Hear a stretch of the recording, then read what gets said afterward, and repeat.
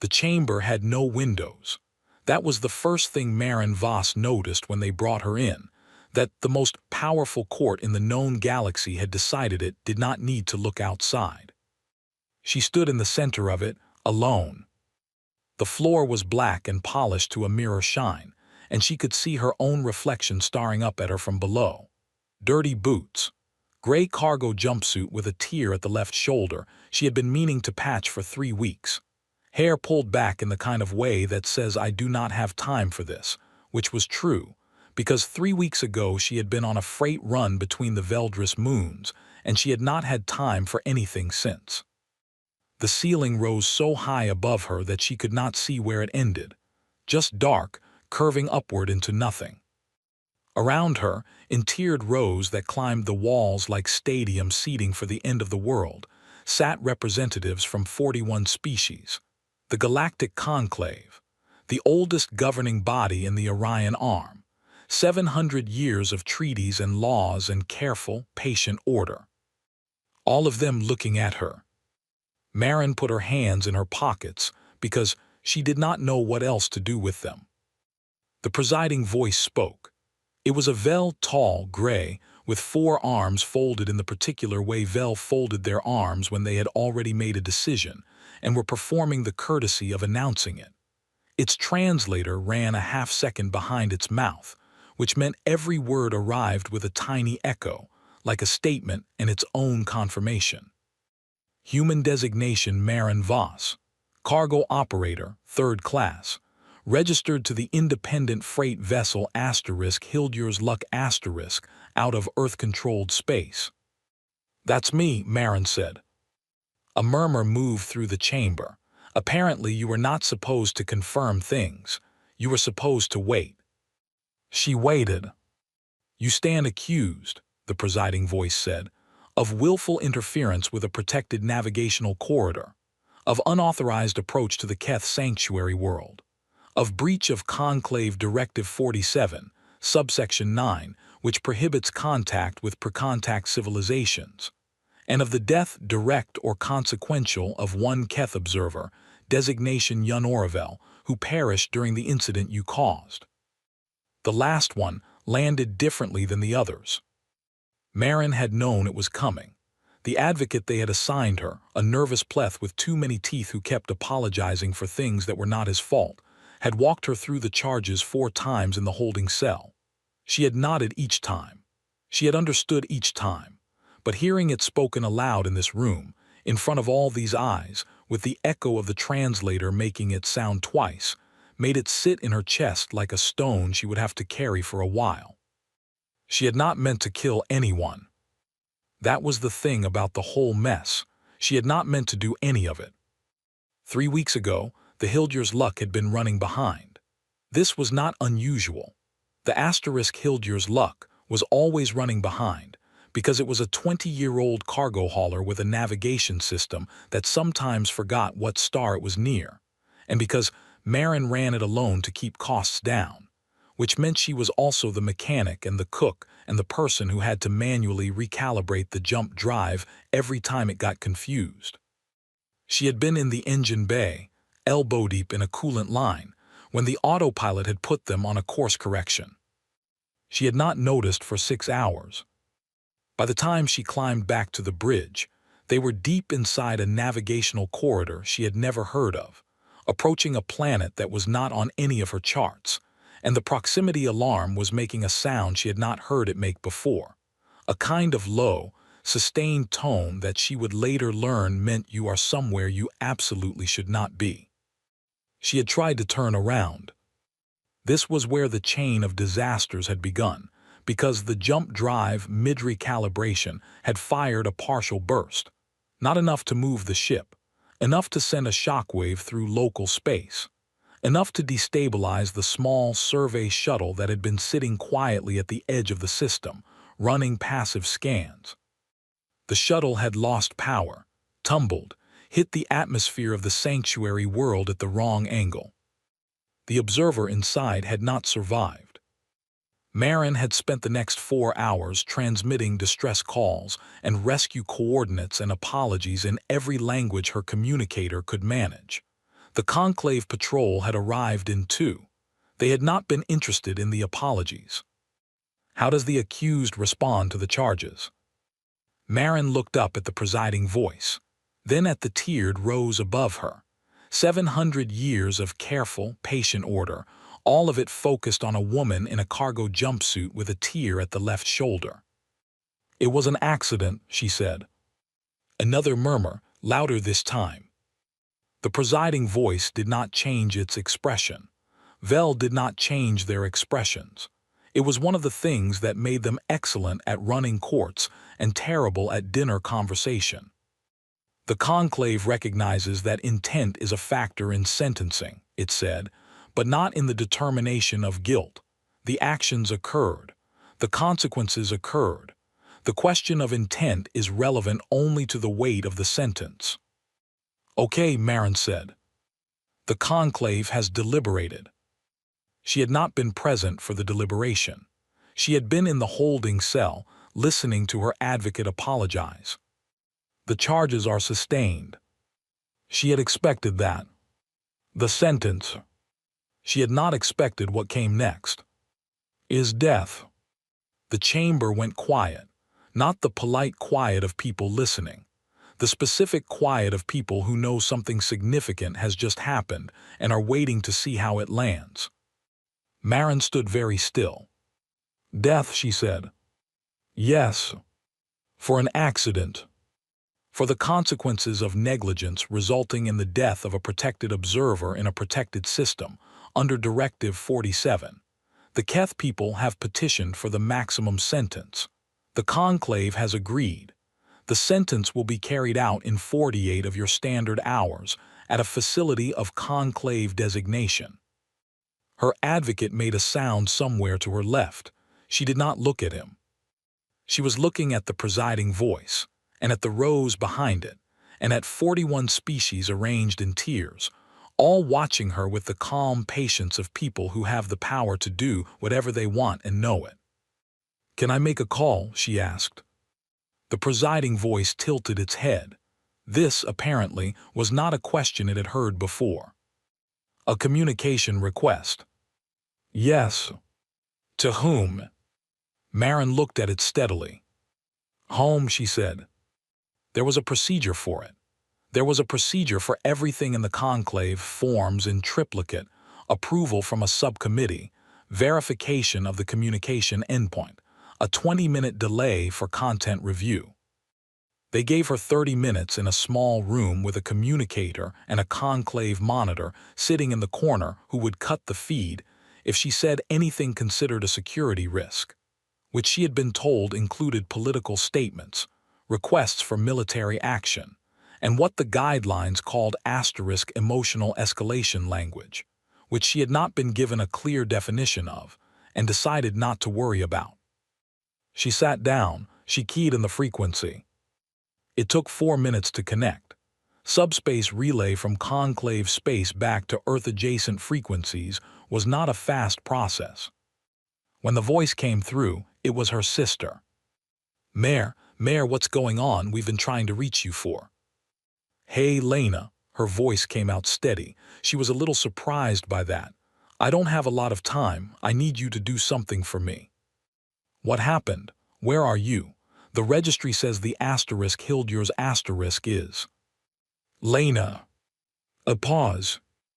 "I'm in conclave custody. I'm okay, I'm not hurt.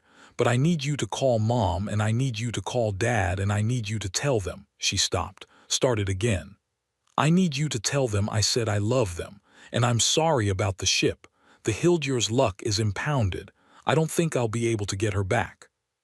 Silence on the other end. The kind of silence that is a person reassembling themselves. "Marin, what did they do?" It was not a question, the way questions usually are. "It's done," Marin said. "It was a fair trial. I made a mistake and someone died and—" "What did they asterisk do?" The monitor in the corner shifted. Emotional escalation language. Marin held up a hand toward the monitor, "Give me a second," and leaned closer to the communicator. "They sentenced me to death, Lena, in 48 hours. I just wanted to say. I'm going to the embassy." There isn't.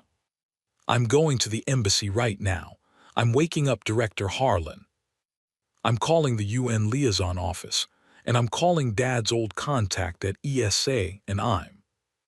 Lena, her voice went very quiet. They're the Galactic Conclave. They're 700 years old. They have a fleet that makes ours look like bathtub toys. There's nothing. You told me something once, Lena said. Her voice had gone quiet too, quiet and flat and very certain. You told me humanity didn't survive 40,000 years of everything trying to kill us by giving up. Marin did not say anything. I'm going to the embassy, Lena said. Tell me the case number.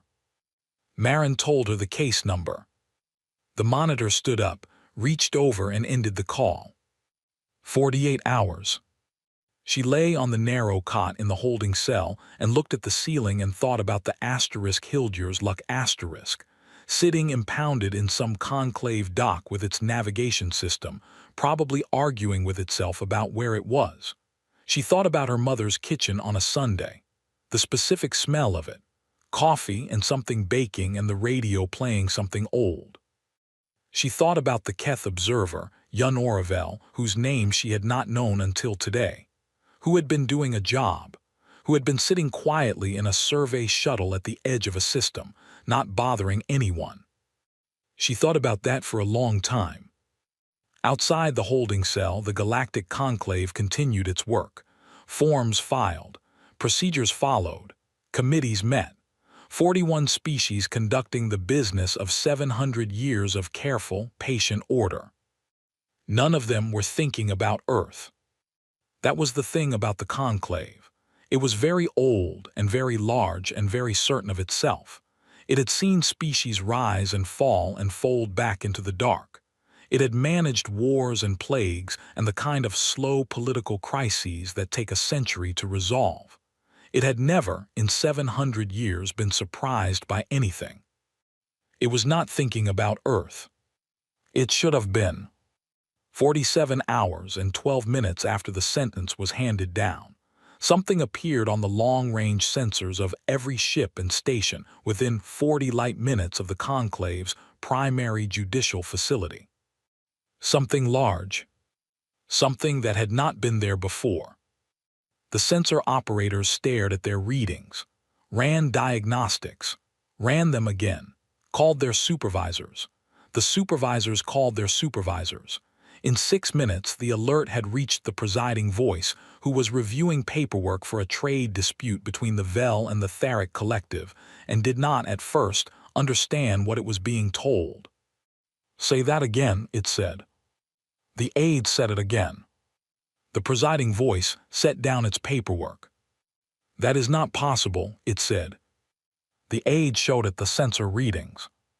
The presiding voice looked at the readings for a long time.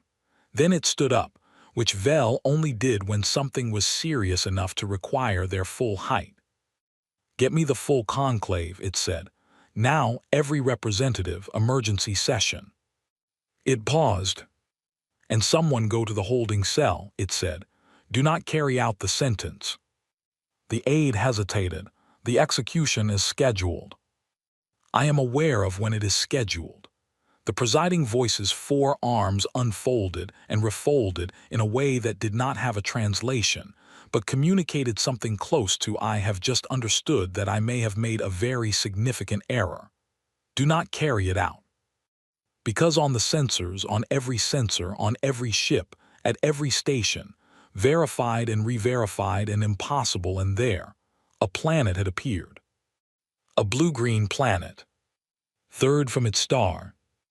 Except its star was 40 light-years away, and the planet was here, hanging in local space like it had always been there, like it had not moved at all, like the question of how was a problem for someone else. Like it was waiting. The emergency session convened in 11 minutes. This was, by conclave standards, essentially instantaneous. Normal sessions were scheduled 3 weeks in advance. Subcommittee hearings required a minimum of 5 business days. The last true emergency session had been called 62 years ago, when the Theric Collective had accidentally fired on a Vel research station, and everyone had needed to be in the same room before someone did something permanent. 11 minutes, every representative. Most of them were still adjusting their translator feeds and finding their seats when the presiding voice began speaking. "We have an anomaly," it said. On the display behind it, a screen large enough to show a star system in real scale, the sensor data played on loop. The empty patch of space. Then the planet. Then the planet again, because it was still there, and sensor arrays don't know how to be subtle about the things they find alarming. The chamber made noise. The presiding voice let it go for 4 seconds, then did not let it go anymore. "The object is confirmed as a Class M terrestrial world, nitrogen-oxygen atmosphere, liquid water surface, consistent in mass and composition with records on file for the human homeworld designation Earth." It paused. "Current position, 600,000 kilometers from this station. Stable orbit. No propulsion signature detected. No weapons lock detected. No communication received." More noise, louder. "How?" said the Duran representative, who was short and dense and had a habit of cutting to the center of things. It was both their greatest diplomatic asset and the reason they were never invited to social functions. "We do not know," the presiding voice said. "How does a planet move?" "We do not know. Planets do not move. This one did." The Duran representative sat back and was quiet, which was the Duran version of being profoundly unsettled. The Vel representative from the science division different from the presiding voice. The conclave had many Vel, the way a very old institution accumulates the species that are good at running very old institutions, raised 2 of its 4 arms. "We are running continuous analysis. The planet shows no signs of artificial propulsion, no engine signature, no energy discharge consistent with any known drive system. It stopped, started again. It simply is here." "Things don't simply appear," said the Tharic representative. "This one did." The Tharic representative turned to look at the display. It stared at the image for a moment. Then it said, very quietly, the Tharic equivalent of a word that does not translate to any other language, but that every species in the galaxy has some version of. In the holding cell, Marin was doing push-ups. She did not know why. 31 hours left and she was doing push-ups on the floor of a conclave detention block, and she had decided this was probably fine. Better than lying on the cot thinking about her mother's kitchen. Her arms burned. She focused on that. The guard came at the 37th push-up. She heard the door and kept going. 38, 39. "Voss." 40. She got up. The guard was a Vel, a young one, by the look of it, with the slightly too formal posture of someone new to the job. Its 4 arms were held in a configuration she had not seen before, which, given the limited range of Vel arm configurations, meant it was either very nervous or very confused or both. "You need to come with me," it said. "Where?" "The presiding voice wants to speak with you." Marin looked at it. "The execution isn't for another." "The execution has been suspended," the guard said. It paused. Then it said, with the particular tone of someone conveying information they do not fully believe themselves, "Something has happened." "Something?" "Yes." "What kind of something?" The guard's arms shifted again, definitely both nervous and confused. "A large kind," it said. They brought her to an observation deck. She had not known the judicial facility had an observation deck. It did not seem like the kind of place that was built for looking out. But there it was, a long gallery with a curved transparent wall, and a view of local space that went from the left edge to the right edge without interruption, and every conclave aide and off-duty guard and facility worker who could find a reason to be there was pressed up against that wall looking out. They parted to let her through. She walked to the glass. She looked out. She stood there for a long time. There are things that the human mind is simply not built to process at the speed they arrive. The brain sees them. The eyes confirm them. The signals travel and the information is received, and somewhere between the receiving and the understanding there is a gap, a white space, where the thing is true but hasn't become real yet. She was in that gap.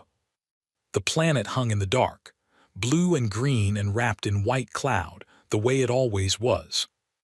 The way it had looked in every photograph she had ever seen on classroom walls and screensavers, and the back of her father's workshop door, where he had a print of the asterisk blue marble photograph tacked up next to his tool rack.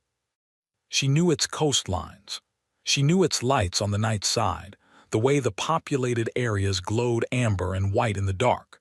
She knew the particular brown-green of the Amazon basin and the white of the polar caps and the long blue reach of the Pacific. She knew it the way you know, something you have never had to think about knowing. Home. It was home. It was here. Marin pressed one hand flat against the glass. The glass was cold. The planet was not. "Your people did not communicate before arriving," said a voice beside her. She turned. The presiding voice stood at her shoulder. Up close, without the elevation of the court chamber and the distance of the accused's position, it was taller than she had registered. All four arms folded. Its face, gray, smooth, old in the way stone is old, was aimed at the same view she was looking at. "I don't think they came to communicate," Marin said. "What did they come to do?" She looked at the planet, at the lights on the night side, at the clouds moving slow and vast the way they always moved. "They came to be seen," she said. The presiding voice was quiet for a moment. "We see them." "Yeah," Marin said, "I know."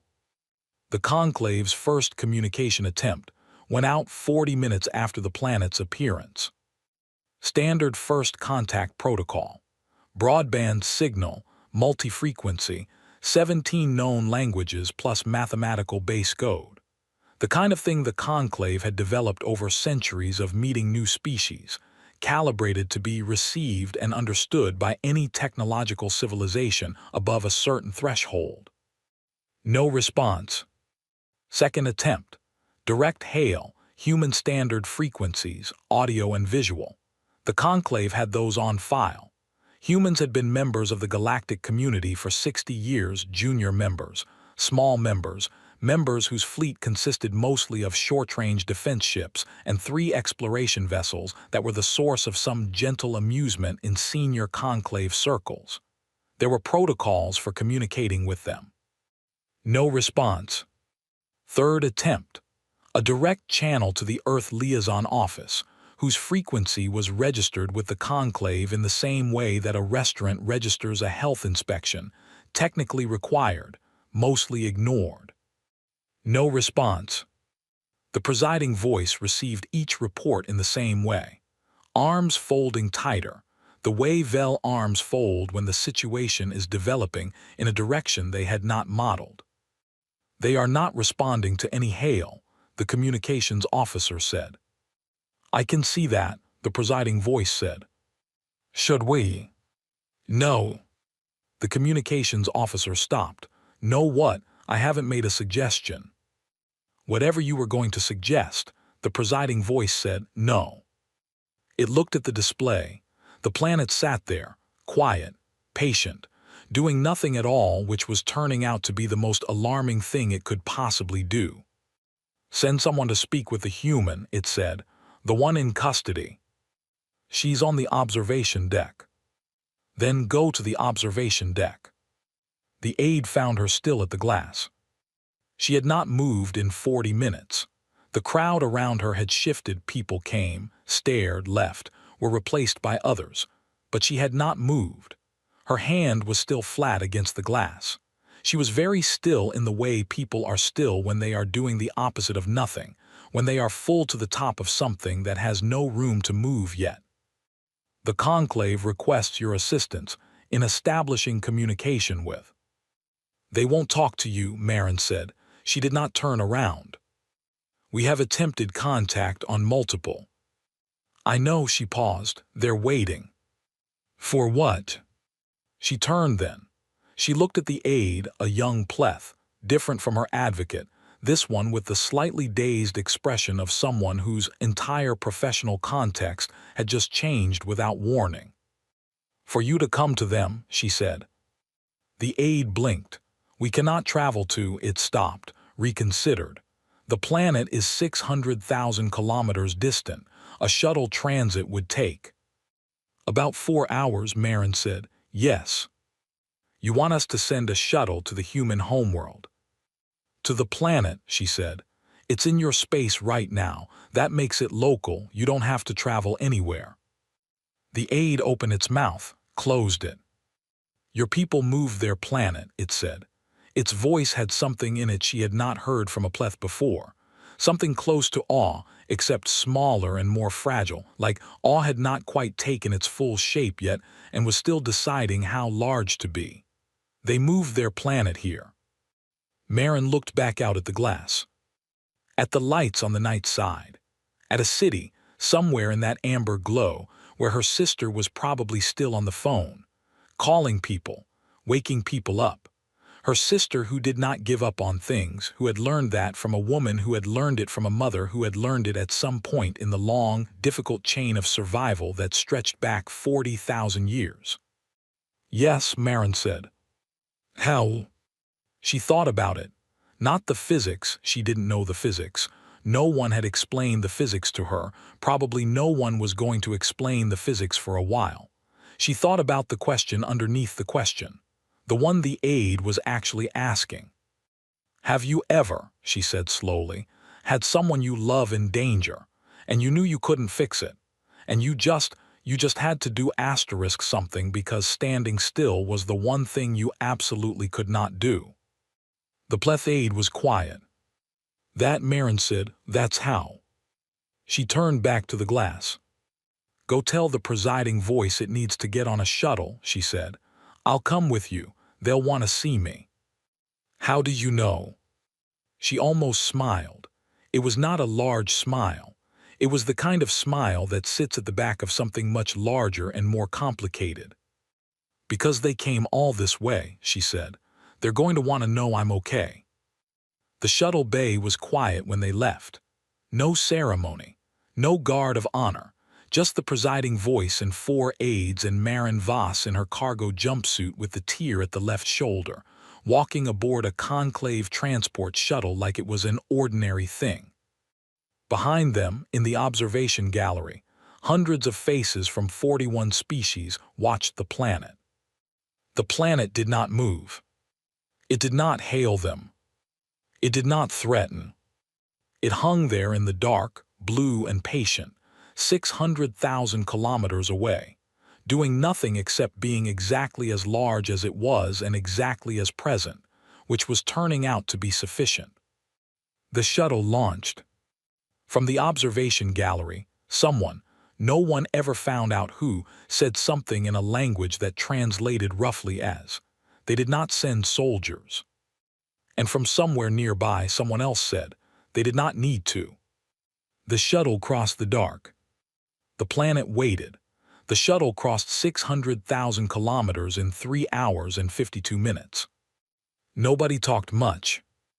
Marin sat in the middle row and watched the planet grow in the forward viewport. The presiding voice sat across the aisle, 4 arms folded, and also watched. The aides sat behind them and probably watched each other, because there was a limit to how long anyone could look at something that large coming toward them before it stopped being information and started being something else. The planet grew. It grew the way planets grow when you approach them, which is to say slowly and then all at once. First it was a disk. Then it had features. Then the features had detail. Then the detail had depth. Then you stopped thinking about it as a disk and started thinking about it as a place, which is a different thing entirely, with different weight. "There is no debris field," the Vel pilot said. It sounded almost disappointed, in the way scientists sound when a phenomenon is real but offers no conventional explanation. No particulate trail, no gravitational wake. Whatever propulsion system was used, it left no evidence. "Noted," the presiding voice said. We should note that this is not consistent with any. Noted, the presiding voice said again, in a tone that communicated it had heard the first nodding and did not require a second one. The pilot was quiet. The planet grew. At 200,000 kilometers, they picked up the first transmissions. Not a hail, not a formatted signal aimed at the shuttle, just noise, the ordinary electromagnetic noise of a civilization going about its day. Radio, television, communications traffic, data streams. The translator struggled with it. There was too much all at once.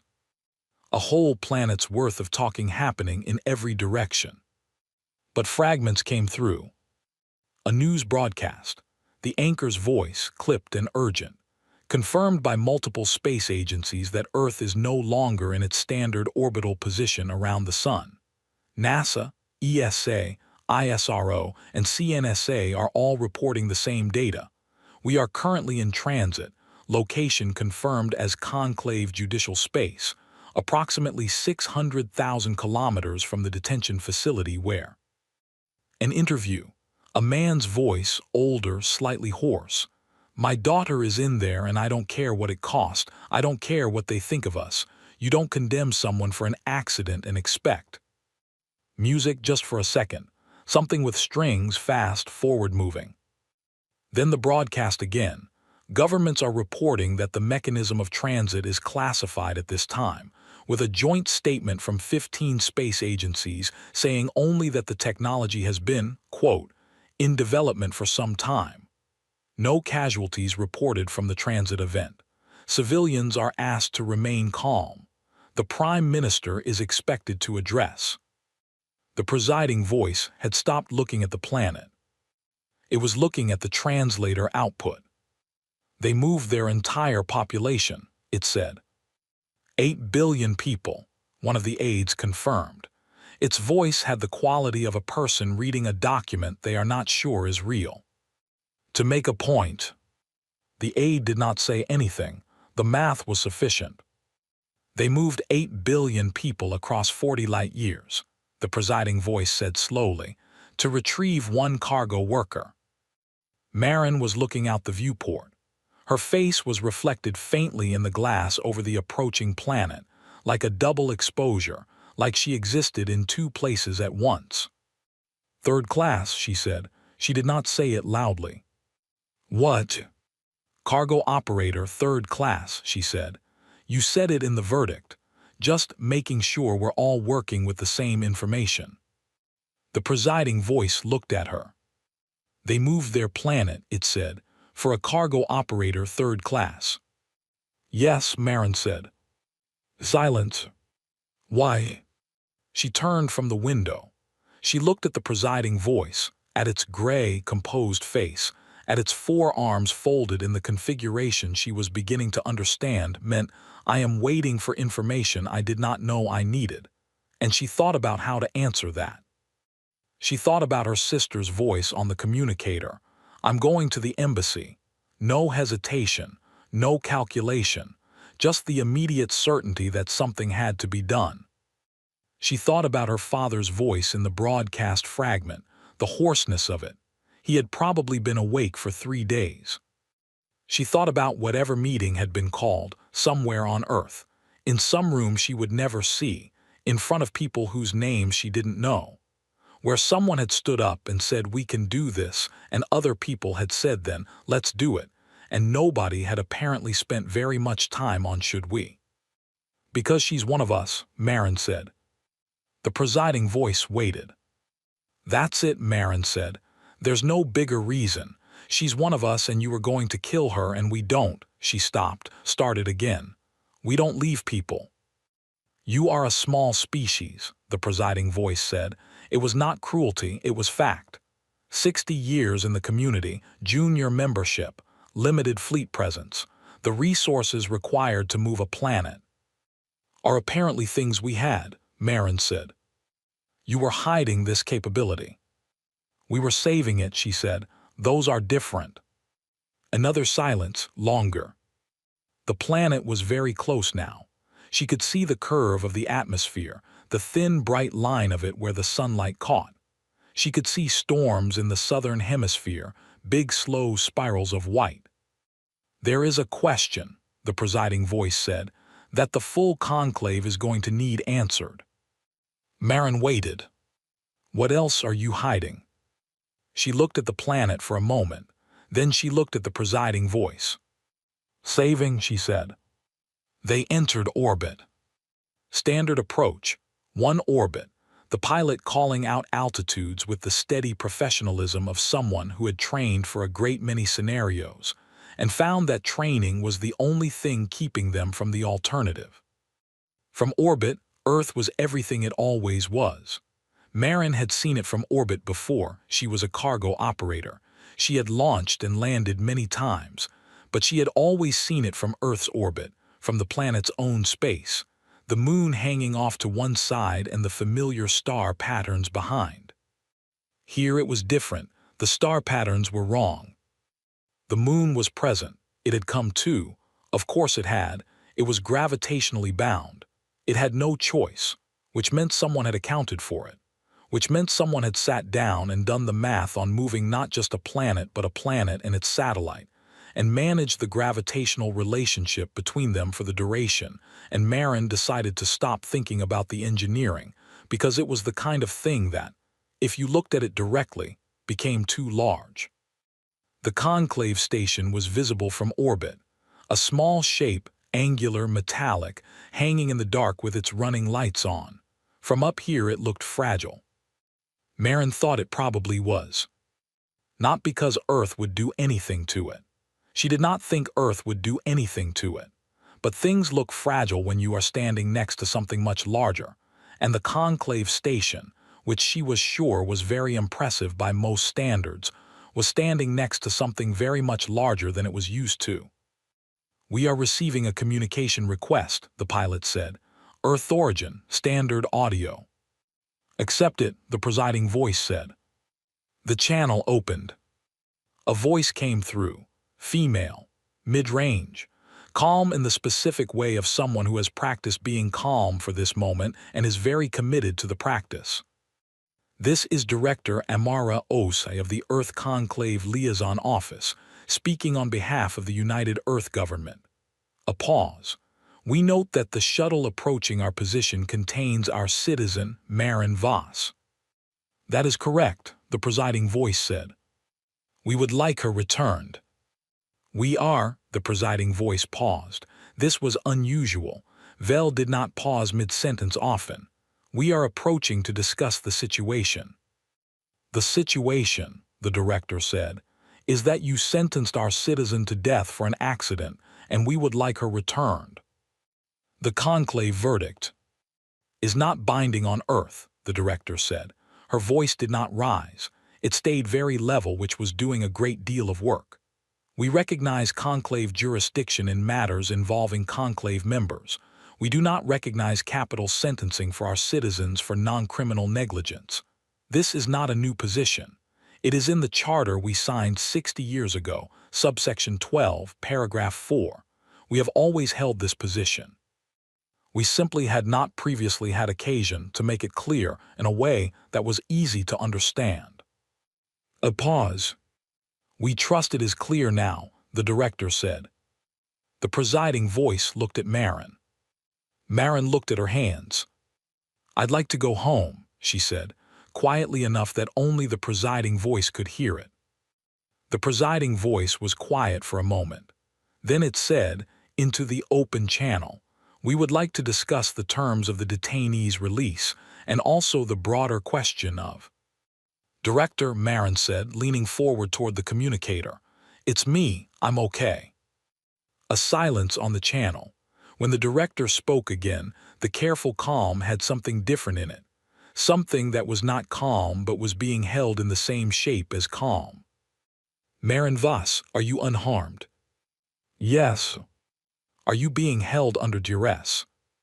"No, I'm on a shuttle I can see the Sahara from here." Her voice caught on something small. She pushed through it. "I can see the Sahara." "Yes," the director said. "We brought it with us." Marin pressed the back of her hand against her mouth for a second. Just a second. I know, she said. The negotiation took 6 hours. Marin was not in the room for most of it. They put her in a side cabin on the shuttle with a meal that was not quite right but was trying to be.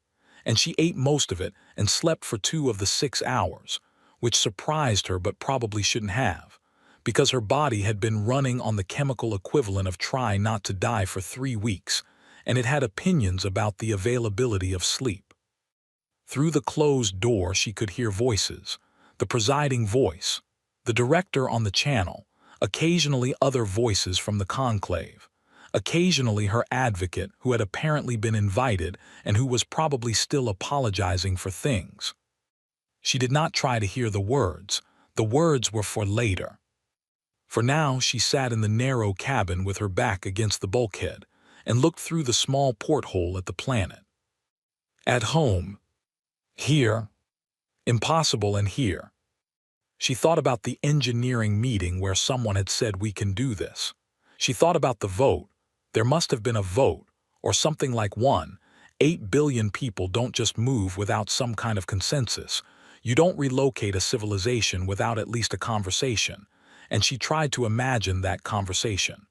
Tried to imagine sitting in that room. Someone standing up and saying we can bring the planet to her. And people saying yes. Not because of who she was nobody.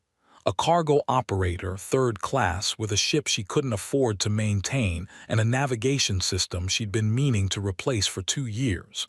She had not done anything remarkable. She had made a mistake, and a person had died because of it, and she would carry that. She would carry it for the rest of her life, however long that turned out to be. But someone had stood up in a meeting and said bring the planet, and people had said yes. Not for her, for the idea of her, for the idea that you do not leave your people, for the idea that it does not matter if they are nobody, it does not matter if they are 3rd class, it does not matter if the resources required are vast and the precedent is enormous and the political complexity is staggering. You don't leave your people. She thought she understood, sitting in the narrow cabin, what the conclave did not yet understand about humanity. What the conclave, 700 years old, 41 species, vast and patient and very certain of itself, had not had occasion to know. They were not a small species. They had been acting small. For 60 years since first contact, they had been quiet and deferential and careful because they were new to all of this, and the galaxy was very large and very old, and it seemed like the right approach. Stand in the corner. Learn the rules. Don't make trouble. But they were not small. They had been on this planet for a very, very long time, and everything had tried to kill them, and they were still here. They had built the atom and split it. They had walked on their moon. They had survived ice ages and plagues and the kind of conflicts that flatten civilizations, and each time they had come back and built something more complicated. They were not small. They had been holding it quietly. The porthole framed the planet. The Sahara was on the far side now. She could see the eastern coast of South America, the green-brown of the interior, the white peaks in the south. She pressed her palm flat against the porthole glass. Cold. The planet was not cold. 6 hours after it began, the cabin door opened. Marian Voss, the presiding voice said. She turned.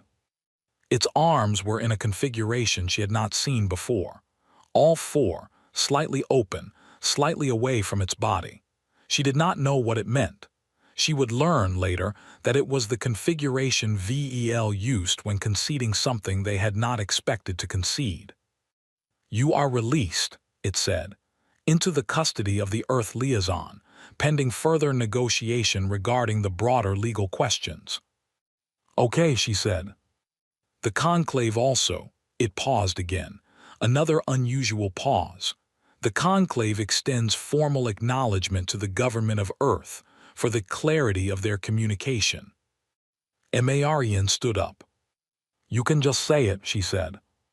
Say what? She picked up her jacket from the bunk. That you didn't know. That you've been treating us like we were small and you didn't know, and now you do, and it changes things." The presiding voice stood very still. "You can say it," she said. "I won't tell anyone." It looked at her for a long moment. Then something moved through its expression, just a flicker, barely visible, that Maren could not name in any language she knew. But that felt, from where she was standing, like a very old institution updating a very old assumption. "We did not know," it said. "No," Maren agreed. "You didn't." She walked past it, toward the front of the shuttle, toward the planet in the viewport, toward home. "You do now," she said. She came through the airlock into the dock on Earth's orbital station, and her father was there. This was not part of anyone's plan. The dock was supposed to be a controlled environment, liaison staff only, security personnel, Director OSCI and her team. There was a whole protocol for the handover, a checklist of steps, forms that needed to be signed in the right order. Her father was not on any checklist. He was standing at the back of the dock bay in a jacket she recognized, old brown leather, elbows worn through, the one he wore when he drove long distances. And he was holding a paper cup of coffee that had gone cold a long time ago because he had not been drinking it, just holding it. And when he saw her come through the airlock, he put the cup down on the nearest flat surface and crossed the dock in about 6 steps. She was not aware of deciding to move toward him. She was just suddenly moving. It was not a clean reunion. He was too tall and she ran into him at the wrong angle, and there were security personnel in the way who had to step aside fast. And he said her name once, and she did not say anything, just held on. And that was all of that for a while. Director OSCI, to her considerable credit, said nothing and signaled her staff to face the other direction.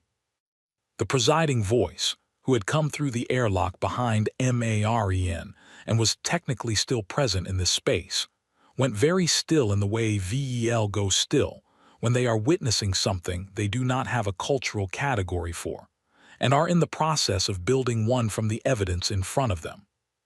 It watched. It did not look away. The formal debrief happened 2 hours later in a conference room on the orbital station. Maren sat on one side of the table. Director OSCI sat next to her. Her father had been given a chair slightly to the left and behind, close enough to be present and far enough to signal that this was official, and he sat in it with the jacket on and his hands folded and said nothing, which was one of the things he was very good at when he chose to deploy it. The presiding voice sat across the table with 2 of its aides. Another VEL from the Conclave Science Division had joined them, and a representative from the KETH people, small, dark, very quiet, who had not spoken yet and seemed to be there primarily to witness. Director OSCI began.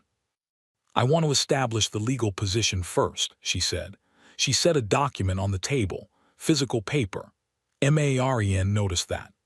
Earth's position has always been that conclave capital jurisdiction does not extend to Earth citizens for non-criminal acts. Negligence resulting in accidental death is a civil matter under Earth law. It is not a capital matter. It has never been a capital matter. The conclave's legal framework, one of the aides started. "Is not our legal framework," the director said. "We are associate members of the conclave. We agreed to participate in conclave arbitration for trade disputes and navigational violations. We did not agree to capital sentencing. The documents are very clear on this. We have always been very clear on this." The conclave did not receive communication to this effect when. "We sent 6 communications," the director said. "In the first 48 hours after the arrest. The records are attached to the document you are looking at." The aide looked at the document. Its expression did something uncomfortable. "We did not," it began. "Receive them? No." The director's voice was even. "We noticed. It was one of the factors that informed our response." Silence. The presiding voice, which had been watching this exchange with its arms in the conceding configuration from the shuttle, said, "The conclave accepts that there was a failure of communication on our part. We are conducting an internal review of the processing of the human communication requests during the trial period." The KETH representative who had not spoken made a small sound. Everyone looked at it. It was very small. Its eyes were large and dark, and it had been looking at Maren since it entered the room. "I was asked to be present," it said. Its translator was very good. The voice that came through had the quality of something that had been shaped carefully for a long time. "By the KETH Governing Council, to speak to the matter of YUNORAVEL." Maren went still. "I would like to address the human," the KETH representative said. Director OSCI looked at Maren. Maren nodded. The KETH representative turned to face her fully. "YUNORAVEL was my colleague. We studied together for 11 years. She was very good at her work." It paused. "The KETH people requested your execution. I want you to know that I did not agree with this request. I am not speaking for the council. I am speaking as Yunoravel's colleague." Another pause. "She would not have agreed with it either. She spent her career studying civilizations that were new to contact. She believed—" its voice stopped, started again. "She believed that accidents were not crimes." The room was very quiet. "I'm sorry," Maren said. The words were not adequate. She knew they were not adequate. She said them anyway. "I'm sorry about your colleague. I'm sorry about what happened. She stopped. "I would undo it if I could." The KETH representative looked at her for a long moment. "Yes," it said, "I think you would." It folded its small hands on the table. "The council will need to revise its petition. Yunoravel's family the death was real and the grief is real and there must be acknowledgement, but not this." "We agree," Director Osai said. "We would like to propose a reparations framework for the family, for the KETH people. This should be addressed properly." The KETH representative nodded. "That would be acceptable." It looked at Maren once more. Then it looked at the presiding voice. "My people petitioned for the maximum sentence," it said, "because we were angry and we were grieving, and we wanted the largest possible acknowledgement of what we had lost." It paused. "We did not expect the response we received." "No," the presiding voice said, "neither did we." The question of the technology came later. Not in the conference room. Later, when the formal session had concluded and people were standing and gathering papers and the room was thinning out, Director Os asked the presiding voice if she could have a moment. Maren was leaving when the director caught her eye and gave her a small nod that meant you can stay if you want. She stayed. She sat in her chair while the room emptied and her father stood by the door, and Director Osai stood across the table from the presiding voice with her hands clasped behind her back. "You want to know about the drive," the director said. "The conclave wants to know about the drive," the presiding voice said. "We expected that. It is not a small thing to move a planet." "No," the director agreed. "The energy requirements alone are significant, yes." The presiding voice waited. "You're not going to tell me." "I'm going to tell you that we have it," Director Osai said. "I'm going to tell you that we have had the theoretical framework for some time, and that we have been working on application for the last 12 years, and that this was the first full-scale test." She paused. "It worked." "Yes," the presiding voice said, "we noticed. The details are not something we're prepared to share at this time. That position may change as our relationship with the conclave develops, but at this time—" "You don't trust us," the presiding voice said. The director tilted her head. "We are new members," she said. "Junior members. We have been careful. We are still being careful." She looked at the presiding voice levelly. "You sentenced one of our citizens to death for an accident and didn't receive 6 of our communications. We would like to see how the next period develops before we discuss the details of our capabilities. The presiding voice was quiet for a long time. That is, it said finally, a reasonable position. We think so. I have a question, the presiding voice said. Not for the record, not for the conclave minutes. Ask it. How many of your people voted, the presiding voice said, to move the planet? The director looked at it. Something moved through her expression that was not quite a smile. All of them, she said. It was not close. The presiding voice absorbed this. 8 billion people, it said, all of them for one person. For the principal, the director said. She just happened to be the one who needed it this time. She just happened to be the one who needed it this time. Marin was walking the corridor of the orbital station 2 hours later, back toward the dock, back toward the transit shuttle that would take her down to the surface, and those words were walking with her. She just happened to be the one. She had been turning it over since she heard it, the way you turn a stone over in your pocket, not to examine it, just to feel the weight of it. She had not done anything to deserve being saved. She had not been brave in her holding cell. She had done push-ups and tried not to think about her mother's kitchen, and made one phone call to her sister, who had then apparently started a chain of events that ended with the planet in the wrong solar system. She had just been the one who needed it. That was the thing she was going to have to live with, not the being saved part. The being saved because of what it said about who they were. 8 billion people looking at the numbers, the energy, the resources, the engineering, the risk, the political cost, and saying yes anyway. Not for her. For the idea that it was not acceptable to leave someone behind. Even someone nobody. Even someone third class. She stopped at a porthole in the corridor. The planet was visible from here, hanging in the unfamiliar dark. The conclave station was visible too, small and angular, its running lights blinking steady in the nothing. Her father fell into step beside her. He had been trailing her since the conference room, close enough to be there, far enough to give her space, which was something he had always been good at. You know what the worst part is, she said. What? I still have to pay for the asterisk Hildur's luck. She looked at the planet. She's impounded. The dock fees are probably. I'll handle it, her father said. Dad. I'll handle it. His voice was the same voice it had always been, low and calm and not interested in being argued with. He looked out the porthole too, at the planet, at the station, at the star patterns that were wrong. We'll get your ship back. She leaned against the porthole. The glass was cold against her shoulder. Dad.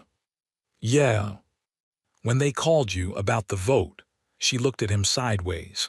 Was it, did you know, about the drive, about what they were going to do? He was quiet for a moment.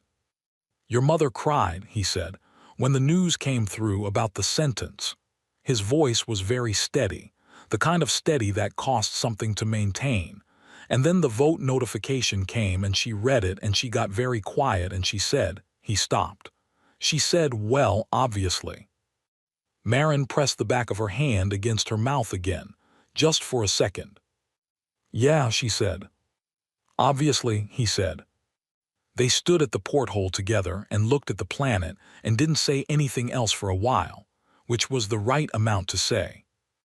The presiding voice filed its report to the full conclave from its office on the judicial station, 3 hours after the conference room meeting ended.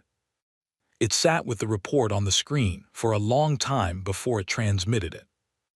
The report covered the legal situation, the communication failure, the proposed reparations framework for the Keth family, the suspension of the sentence, the revised legal memorandum on conclave capital jurisdiction over Earth citizens, all of it necessary, all of it important. At the end of the report, there was a section marked * advisory observations. It had written this section 3 times and deleted it twice. The third version read, the conclave's assessment of the human species requires significant revision. Current categorization as a junior member species with limited strategic significance does not reflect the full scope of human capability or intent. The transit event demonstrates technological capacity that exceeds any known member species in the area of planetary-scale propulsion. The nature of the vote, unanimous, rapid, in response to a single citizen's situation, suggests a collective behavioral pattern with no direct parallel in conclave experience. Humans do not appear to calculate the cost of their decisions in the same way other species do. They appear to calculate whether the decision is, in their own words, the right thing to do, and then address the cost afterward. This is not inefficiency. It may be the most important thing about them. The conclave is advised to review all prior assessments, all junior membership frameworks, all diplomatic protocols relating to Earth, and to approach future interactions with the understanding that we do not yet fully know what we are dealing with. We should find out. It transmitted the report. Then it sat in the quiet of its office and looked at the sensor feed from the exterior cameras, which still showed the planet, still in orbit, patient and blue and large. It was going to go back. Earth was going to go home. Back 40 light-years to its star when this was done. Everyone understood that. The planet could not stay here indefinitely. Its star was elsewhere. Its moon was borrowed space. 8 billion people had lives and supply chains and growing things that needed the right sun. It was going to go back. But it had come. That was the thing the presiding voice kept returning to, sitting in its office in the quiet. It had come. Not a ship, not a fleet, not a message, not a threat, not a formal diplomatic protest filed in triplicate. A planet. It had come because one person needed it to. The presiding voice had been involved in conclave governance for 51 years. It had seen species conduct wars over territory and resources and insults, both real and imagined. It had seen alliances built and broken and rebuilt in different shapes. It had seen the long, slow work of civilization, the endless negotiating and compromising and cataloging and adjusting that kept 41 species from killing each other most of the time. It had never seen anything like this. It was not sure the galaxy had ever seen anything like this. It filed a second, shorter note to the Conclave's Senior Security Council, marked urgent and confidential. It contained 4 sentences. Earth has capabilities we do not fully understand. They have chosen, so far, to use those capabilities in a way that was not threatening. We do not know if that will always be the case. We should be very careful, going forward, about giving them a reason not to be. It transmitted that too. Then it turned off the sensor feed, because there was only so long a very old institution could look at something it had misjudged and feel entirely comfortable. They gave her back the *Hildur's luck* on a Tuesday. She had not known it was Tuesday until she checked the ship's calendar, which had continued to tick over accurately in the impound dock despite everything, because the Hildur's luck was unreliable about many things, but time was not one of them. The navigation system had opinions about which star it was orbiting, and occasionally forgot the ship was in space and not in a planetary bay. But it had never once gotten the date wrong, and Marin had always thought this said something about priorities. The impound dock was on the Conclave station. She walked through it alone. Her father had gone back to the planet 3 days ago. Her sister had never left it. And there was the Hildur's luck*, sitting between a Vel research vessel and a Theric cargo ship twice its size, looking small and a little battered and exactly like herself. Marin put her hand flat on the hull. The metal was cold, in the way of things that have been sitting still. "Hey," she said, "sorry it took so long." The ship said nothing, because ships don't, but the hull was solid under her palm, and the docking clamps had been released, and all of it was hers again, which was something. She walked the perimeter before boarding. She had always done this, a full circle before boarding, checking the hull, the engine ports, the cargo bay seals. Her first captain had taught her, you walk the outside before you walk the inside. She had done it for 15 years. She would do it for 15 more. The hull was fine. The conclave had not damaged anything. She had half expected they would, or would claim something was damaged and charge her for it. They were, after all, a bureaucratic institution, and she was, after all, the person who had complicated their week considerably, but there was nothing. Every seal intact. The engine ports clean. The cargo bay empty but undamaged. She came around to the boarding ramp, keyed her code, and went up. The ship smelled like itself. This was not a glamorous smell. It smelled like recycled air and machine oil, and the specific brand of instant noodles she bought in bulk from a supplier at the Veldres station, because it was the cheapest brand, and she had been eating it for so long that it had stopped tasting like anything, and had just become what food smelled like on a ship. She breathed it in. The bridge was unchanged. The navigation system's status light was blinking amber, which meant it was in one of its moods. The pilot's chair had the same crack in the left armrest she had been meaning to tape up. The co-pilot's seat, which nobody ever sat in, had her extra jacket draped over it and a dead plant on the console in front of it that she had genuinely forgotten about. She sat in the pilot's chair. Outside the forward viewport, the conclave station, the dark, and at the edge of the viewport, visible if she leaned slightly left, the curve of Earth. Still here. 4 days it had been. Earth was staying until the reparations framework was finalized and signed, which Director Osa had said would take another 2 days at most. Then it would go back. The engineers had filed the return trajectory 2 days ago, same process in reverse, same energy expenditure, same careful management of the gravitational bond with the moon, same everything. 8 billion people going home. But not yet. Marin leaned left and looked at the planet. The debrief with Director Osa had been thorough. 3 sessions over 3 days, each one covering a different dimension of what had happened and what it meant. Legal, diplomatic, personal. Marin had answered every question as honestly as she could, which was not difficult because she had not done anything strategic. She had done what was in front of her. She had survived.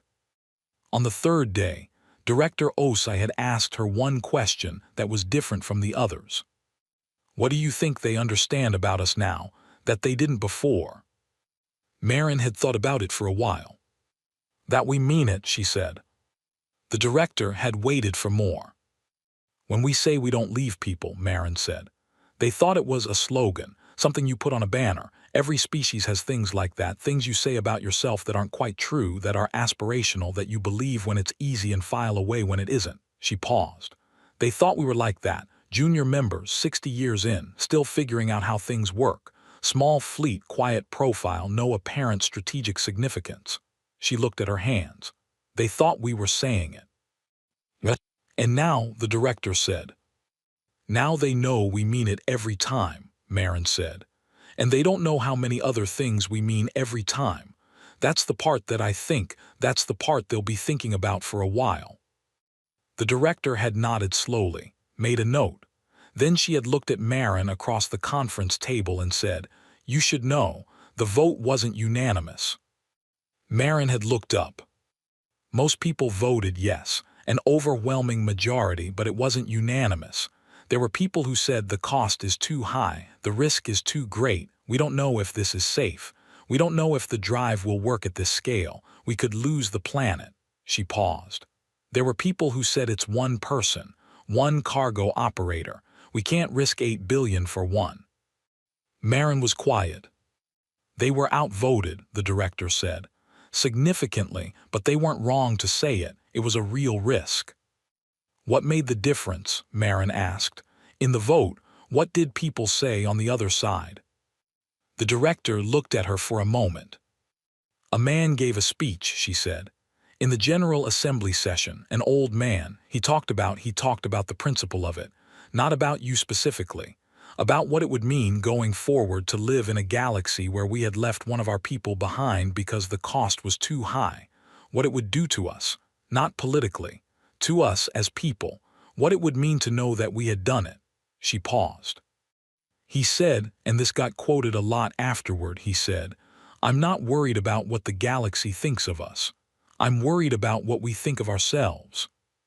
Marin looked at the table.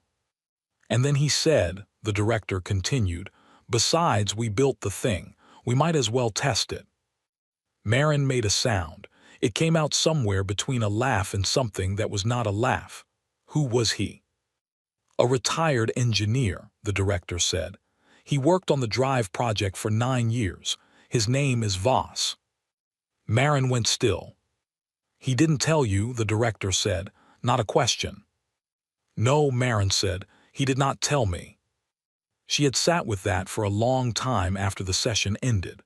She had sat with it all the way back to the orbital station and through dinner and through the night, and in the morning she had called her father, who was back on the surface by then, and he had picked up on the second ring. "You were on the Drive project," she said. A pause. "I was on the Drive project," he said. "For 9 years. Almost 10. And you gave a speech." "I gave a speech," he said. "It wasn't a very good speech. Your mother told me the ending was too jokey." "The ending was perfect," she said. He was quiet on the other end. Then, "You would have been fine, you know, you're always fine." "Dad." "You are. You moved a planet." "We moved a planet," he said. "Different thing, you weren't involved." She had laughed then. Actually laughed, the real kind, the kind that clears something out, and he had said nothing and let her, and that was the thing about her father. He knew when to talk and when to be present, and when to just let the call go quiet. "Come home," he said when she was done. "I will," she said, "soon." Now she sat in the pilot's chair of the *Hildur's Luck and ran through the pre-launch checklist. Engine status, nominal. Jump drive, recalibrated finally properly. She had spent 4 hours on it the previous day, and for once in its unreliable life it was showing all green. Navigation, amber, which was normal. She would correct for it in transit. Cargo hold, empty. Fuel, full. Life support, full. Comms, active. She filed her departure clearance with the conclave station. There was a pause, longer than the usual processing time. Then the clearance came back, marked *approved*, with a note appended to the transmission from the docking authority. The note said, "Safe travels, Marin Voss. The Conclave Docking Authority wishes you an uneventful journey." It was a standard departing note. The Conclave used it for all outbound ships. But someone had added, in smaller text below the standard line, added it manually, not through the form, which meant someone at the docking authority had taken the time to type it separately. Uneventful this time. She looked at the note for a moment. Then she keyed the launch sequence. She brought the *Hildur's Luck out of the dock on thrusters and took a slow arc around the station before setting her heading. Not because she needed to. Because she wanted one more look. The planet hung at 3 o'clock as she came around the far side of the station, full in the viewport, no porthole framing, no glass between her and the view, just the ship's transparent forward panel and the dark, and filling a third of it, Earth. She let the ship drift. She looked. She had been looking at it for days. From the shuttle, from the orbital station, from ports and viewports and portholes, and the direct visual on approach. She had been looking at it for days, and she had not, she realized, actually looked at it yet. Not the way you look at something when you know you're about to leave it. She looked at it now. The Pacific was on this side. The Pacific was enormous. You forget, sometimes, going about your life on the surface, how enormous it was. From orbit it was the dominant feature, the biggest single thing visible, blue-black and vast, with clouds moving slow and distant above it. Asia was at the edge, the brown-green coast of it, the Himalayas visible as a pale ridge along the border of what used to be India. Night side coming around on the left, the amber and white lights of cities. The moon off to the right doing what the moon did, marking time. Marin looked at all of it. It was beautiful. It had always been beautiful. She had seen it from orbit 100 times, and she had never once not thought it was the most beautiful thing she had ever seen. And she had always registered that thought, and then gotten on with departure because there were schedules to keep and cargo to deliver, and a navigation system to argue with. Not today. Today she let the ship drift and she looked, and she felt the weight of the thing she was looking at. Not just the planet, the decision. 8 billion people had looked at those numbers, the energy, the resources, the risk, the engineering of the impossible, and said yes. Not quickly, not without fear. Some of them had said no.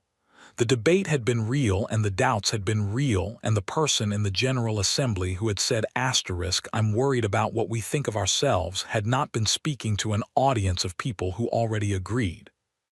He had been speaking to people who were afraid. And they had done it anyway. That was the thing about humans that the conclave was only beginning to understand, and that Marin was only beginning to understand about herself, that the species was not remarkable because they were never afraid. They were afraid constantly.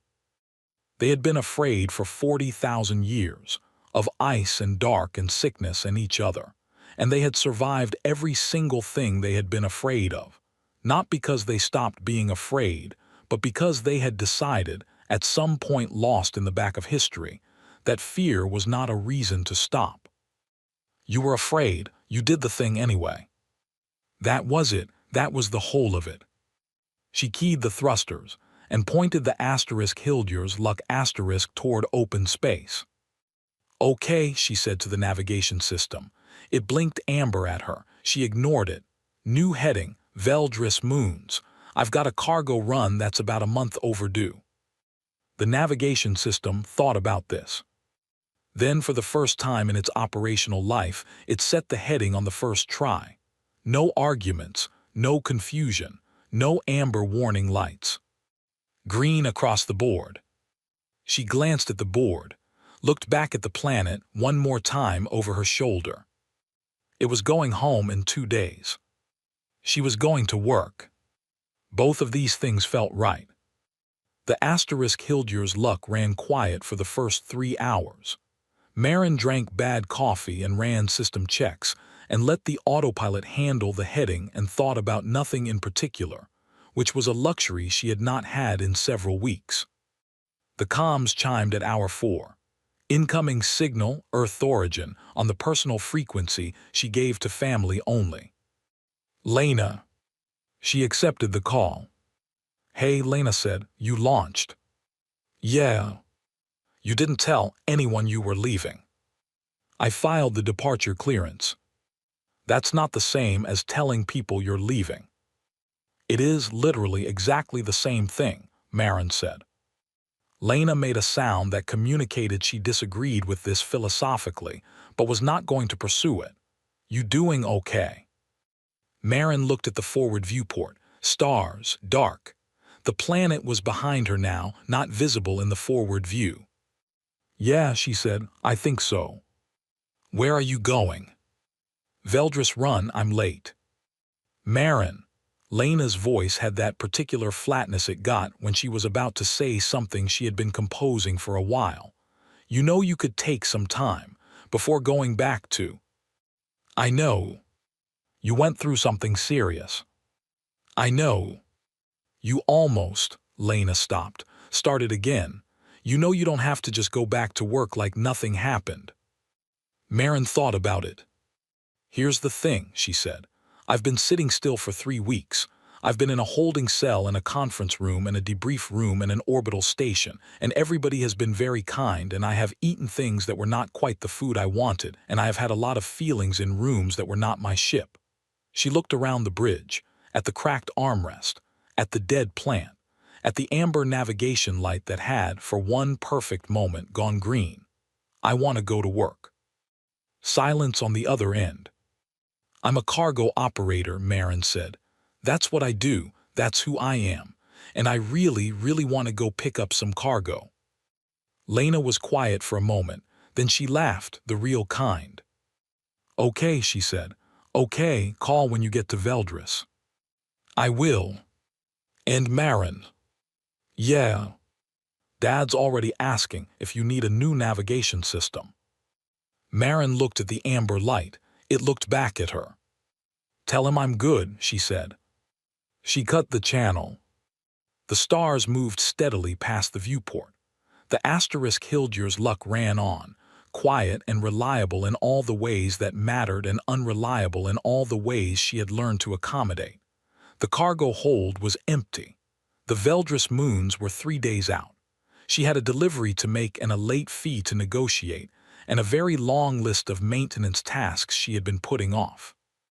Behind her, 40 light minutes away, a planet sat in borrowed dark and waited to go home. In 2 days it would begin the return. The drive would engage. The numbers would run. 8 billion people would feel again the strange and terrible and wonderful sensation of their world doing something no world had ever done. And then they would be back in their own solar system, third from their own star, where they had always been, where they would go on being, a small blue-green planet orbiting quietly, doing nothing that looked remarkable from the outside. Containing, in the way that small blue-green planets sometimes contain, something remarkable on the inside. The conclave was revising its assessments. The galaxy was paying attention. Marin Voss, cargo operator 3rd class, was running the Veldris route behind schedule, and hopping the navigation system stayed green. It did. Mostly.